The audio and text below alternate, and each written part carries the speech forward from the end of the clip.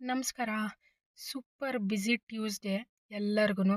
ಆದರೆ ನಾನು ಮಾತ್ರ ಈ ಪಕ್ಷಿನ ನೋಡ್ಕೊಂಡು 20 ಮಿನಿಟ್ಸ್ ಅಬ್ಸರ್ವ್ ಮಾಡ್ತಾ ನಿಂತಿದ್ದೀನಿ. ಯಾಕೆ ಗೊತ್ತಾ?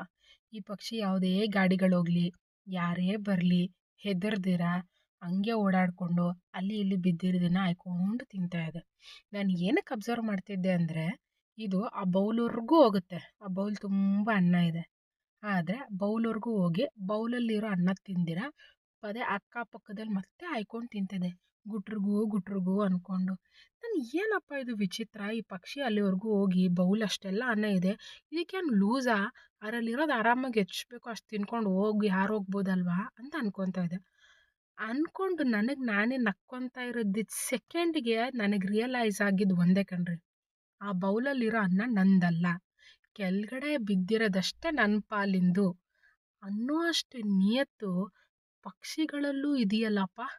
ಆದರೆ ಮನುಷ್ಯರಿಗಿಲ್ದೆ ಹೋಯ್ತಲ್ಲ ಅಂತ ಆಲೋಚನೆ ಮಾಡಿ ಒಂದು ರಿಯಾಲಿಟಿ ಚೆಕ್ ಕೊಟ್ಬಿಡ್ತು ಇವತ್ತು ಈ ಪಕ್ಷಿ ನನಗೆ.